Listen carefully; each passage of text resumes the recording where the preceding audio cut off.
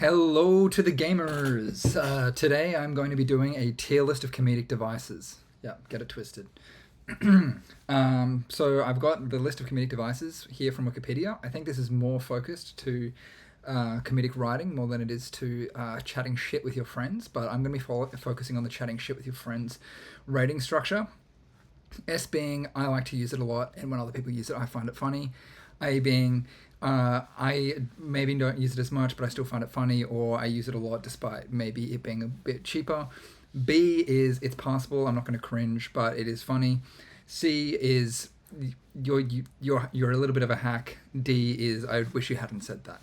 Um, I think I am going to, in parts here, include in a bit of comedic writing as a rating rubric as well. I can see a few on here that don't necessarily work well in person in terms of examples, but when applied to maybe stand up or a movie, I can rate it pretty easily. So we'll cross that bridge when we come to it. So here we are, starting with stereotype. Instantly, in person, it's very unusual that I would say that jokes are made based on stereotype in the traditional sense. So typically stereotype is associated with like stereotypes that are like broadly recognizable socially. Stereotypes that are recognizable amongst a very small in-group, I do find funny. So stereotyping yourself and making fun of yourself for being, like a queer Charlie XCX fan, or whatever it might be, a obnoxious like software engineer or Death Grips fan or whatever it might be. I don't mind that. I still, and then, you do get points taken off for the 4 billion poor taste race-based stereotyping jokes. So, off the first one, you're only going to get like maybe a low A to start off with. But I'm thinking, considering how much it's overused and how much it sucks when other people use it, I'm thinking I really could not give it above a B, and I'm sort of leaning towards a C. Let's start with a C here, and we can move as we go along. Comic timing, very clearly for literary analysis, because I mean, maybe it's something that I would say in person if someone cracks a joke and I'm like, fucking epic timing, bro. But it feels very analytical, where a lot of this would be rather silly instead. I think that the skill of timing things very well, or the recognition that timing hits insanely different when it does. So when it really pays off, being like, wow, the timing on that was crazy. Can't think of any good examples right now, but I'm leaning A. I'm leaning A for sure. It's definitely not S. I can think of some S's, and I don't think it's up there, but like really great comic timing and execution, I think has to be an A. Because if you belt out a banger just on the perfect time, it or like very quickly, so very quick wit, it does hit. Pun, instant D. Fuck you. I'm not even explaining that one. It just sucks.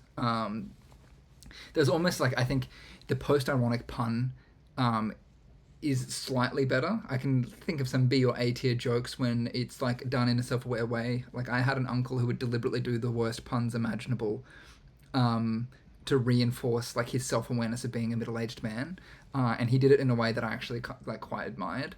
But most of the time they just suck. Slapstick is goated. Slapstick is just goated. I don't know what to tell you. Like, it's timeless. It's awesome. Watch Seinfeld. Watch everything that Kramer does. It, like, well executed slapstick is second to none in terms of like comedic mastery, in my opinion. And it's like looked down upon as cheap and hack. And I just think that is like a complete misunderstanding of what makes slapstick great. People like America's Funniest Home Videos. Yeah, fucking fuck that shit. That's like culturally bankrupt, spiritually bankrupt. Throw that shit in the fucking river. But slapstick, when it goes really well, when it's like really overblown, or very simple. I mean, like, what's coming to mind for me right now is not necessarily people falling over, but like an Instagram reel I saw of like a Renault coupe just doing the most absurd stunts. That shit goes crazy, and I'm pretty sure what's funny there is the slapstick element. It's kind of juxtaposition as well, which we're about to get to. Misdirection. So yeah, anyway,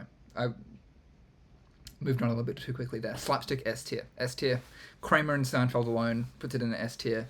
But I also like to be a little bit goofy and physical with my comedy myself, and when I see other people doing the same, I think because like in person it requires such a high level of commitment. Like cracking a pun, joking on stereotype, there's no risk there. Well, I mean, depending on the stereotype of the pun. I mean, pun would be pretty hard to make risky, but slapstick, the commitment of the bit to do a physical like gag in a social setting is like kind of deranged, and that's what I love about it. Like if you're willing to make a physical fool of yourself by like dancing really badly or falling over or like getting on the ground, all things that I've done. Pouring water all over myself, I'm pretty sure would be a slapstick, and I think it's like an incredibly good bit. Putting spaghetti in my pocket in my uniform in high school, slapstick bangs. I don't know what else there is to say about it. Let's move on now. Let's not hurry, but we're getting there. Misdirection. In person, setting up misdirection bits for yourself and then doing them, I can't think of someone doing it.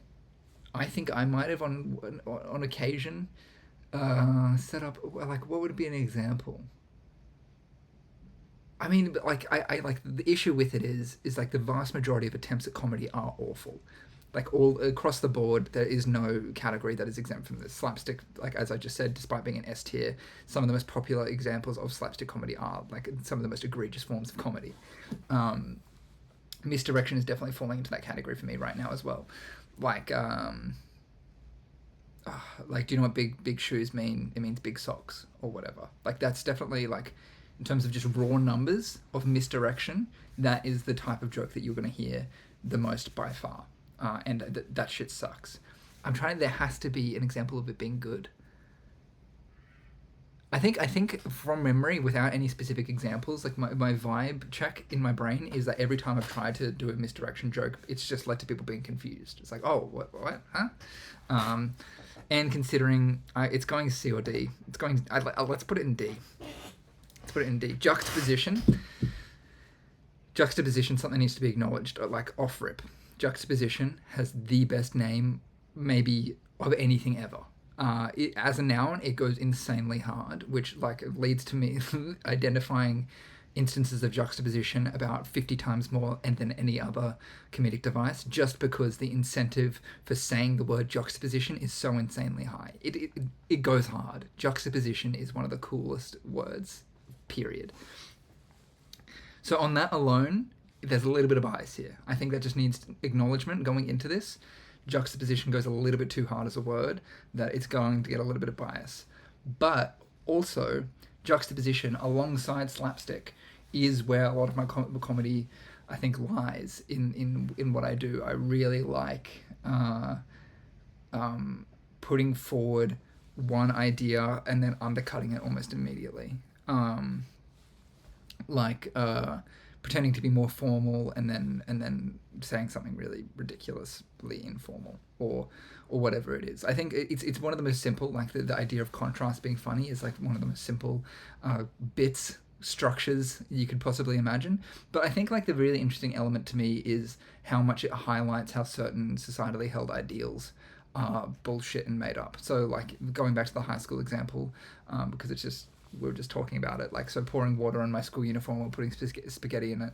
The juxtaposition there is that there is hardcore rules, at least there was in my school, about like the way that you treat your school uniform, and the way of undercutting that by deliberately defacing it in ways that weren't necessarily against school rules. So I didn't like cut any of the sleeves, I didn't change anything, but I just showed up to class drenched, and it's just like, well, that's not against the uniform policy, that's just fucking silly. And that, I think, there's this element of juxtaposition there. It's like, it's mostly slapstick in the moment where I'm pouring water on myself. It's like there's a slapstick element of like other people cringing at the idea of being wet for no reason or whatever. But I think the sustained element of being wet is juxtaposed to, the assumption that you're going to be dry when you're walking around. I think juxtaposition is up there as one of my most like relied upon as well. I keep relying on high school, which is kind of embarrassing because that's 5 years ago now. No longer. How long ago? 7 years ago I graduated. So talking about bits that old is pretty silly. I think rocking around in my Neo getup when I was 20, 21 was also juxtaposition because it's ridiculous. I think Obsession over Wonder Woman 84 was also juxtaposition because, like, that movie sucks. And obviously it sucks. Like, everything about it sucked. Like, doing a 3-hour frame-by-frame analysis of a trailer for a movie that was just obviously going to suck, I think that's juxtaposition, because that level of intensity of analysis and fandom would typically go with a movie that's, like, expected to be good, or, like, comes from, like, an auteur director or whatever the fuck. But doing it for the biggest slop movie that came out that year is juxtaposition. So I'm just trying to think of more recent examples because I don't want to be a peaking in high school motherfucker. It's going in S tier. Juxtaposition as a word goes insanely hard. It's a tried and true method for highlighting the absurdity of different aspects. It's just goated. Now, understatement. Understatement being the next one. I keep feeling like I'm very jarringly changing the subject. But yeah, well, the next one is understatement. Don't get scared, guys. Understatement is, I think, we haven't got there yet. It is, in fact, the last one. Hyperbole and understatement are two sides of the same coin, right? So you drastically understate something, like, or you drastically overstate something. The understatement is sort of like a level 2 hyperbole. It's like you're hyperbolizing sarcastically, and so there's like a level of irony on top of the hyperbole. I think it's a lesser form of hyperbole, and I think it's not a lesser form in terms of, like, a literary sense or how funny, like, it can possibly be, but based on how fun it is to do. I think hyperbole. So I've skipped hyperbole to the top of the list because I think like we're gonna have to do them both at once here. Hyperbole goes insanely hard. That's hyperbole. Saying hyperbole, a comedic device, goes insanely hard is a fucking ridiculous thing to say, which is why I find it funny, which is why I say it. It's just become like muscle memory for me at this point. Saying, like, the most benign, average things that are maybe slightly better than something else, say, like, referring to that experience as it going insanely hard, that is hyperbole, and I love it. So the thing about hyperbole that I was getting to saying, the thing about it that goes insanely hard, is that it's so fun to do. It's so gratifying. It goes insanely hard. There's something that is so satisfying about articulating what you mean, like, excessively clearly, to the point where you're not mincing words. You're not going to be don't get it twisted. Hyperbole goes insanely hard. There's no misinterpretation of what that means. It means that I think that hyperbole is good, but I'm just phrasing it in a way that's extreme to the point of absurdity. So I think hyperbole also, much like juxtaposition, pretty cool word. Goofy spelling, but hyper being the prefix of hyperbole. Kind of hyperbolic, if you ask me. So that's going in S tier. Understatement is kind of like an A tier, like, lesser version of hyperbole. Double entendre. This might be our first B tier. I think it's good. I think there are some good uses of it. I wouldn't say that I rely on it overly much. Maybe that's, like, because I'm not very witty. As you can... My chair is so squeaky. Maybe that's because I'm not overly witty, as you can tell by me saying overly much. Double entendre, again, like, the vast majority of double entendres you're going to hear in your life are probably, like, make up 90% of the worst jokes you'll ever hear in your life. But some of the bangers out there, I think one of the best jokes, well, maybe not best jokes I've ever heard, one of the most impactful jokes I've ever heard in terms of it changing my psyche. So this must have been, I mean, it was before 2016 because it was during the Obama presidency. I'm pretty sure it was within his first term, so it was before 2012. So I was between 8 and 12 years old. I'm pretty sure it would have been like 10 or 11. My grandma told me the story about how she was with one of her friends, and they were discussing the controversy of Michelle Obama wearing a sleeveless dress, or, like, baring her shoulders or something, like wearing something, like, overly revealing for a first lady is the reactionary talking point. And she was saying that around their friends they were discussing it, and then this guy interjected out of nowhere, well, look, all Americans have the right to bear arms. And when I heard that and I understood it, it was like one of the first, I mean, I was 10 or 11 years old, so, like, actual structured witty jokes I'd ever heard in my entire life, and I also had it explained to me by someone, because most of the time, like, I would have heard that level of wit before. I just wouldn't have understood what it meant, most likely. I think the other thing that was impactful about it is that my grandma also, like, expressed great admiration for it. So being like that's an elevated type of humor, and so I started to understand the appreciation for things like wit. So even if I could like even find things funny or even just comprehend them, I could start to like appreciate like that actually is very clever. And so like it's in some sense superior. Like it's more impressive that he was able to pull that off as a joke. And I think that even now, I often like I've remembered that joke like so often since she told me that story, because I've always wanted like I at the time was like, that is so insanely clever, I wish I was that smart to come up with something like that. And I've sort of thought that ever since. I was like, damn, I wonder if I'm ever going to get that witty. Who knows if I am or not, that's not for me to decide. So the peaks of double entendre are very clever, very dry but very clever, because they're not necessarily like going insanely hard. Hyperbole goes insanely hard. It's very obvious where the comedy is there. That's an absurd thing to say, haha. Double entendre, all Americans have the right to bear arms. You've just stated a fact. You've just stated the Second Amendment. So yeah, like the joke is only funny there if you have the computation power to like work out where the connection to what was previously discussed was. And so like doing a fucking brain teaser exercise to compute a joke is what I would consider dry, but I like dry comedy, so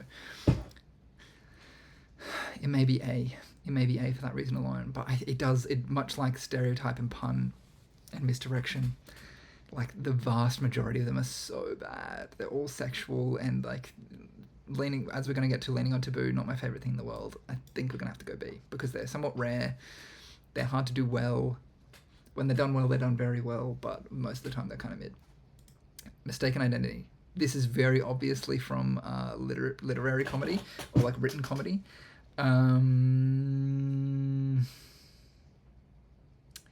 I can't imagine, like, I maybe we should pull up the Wikipedia page for this. I'm just going to put it in C tentatively.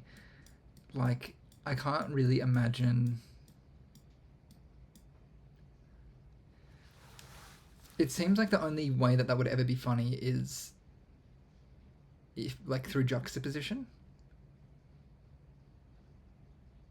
Like, if you mistook your sister for your wife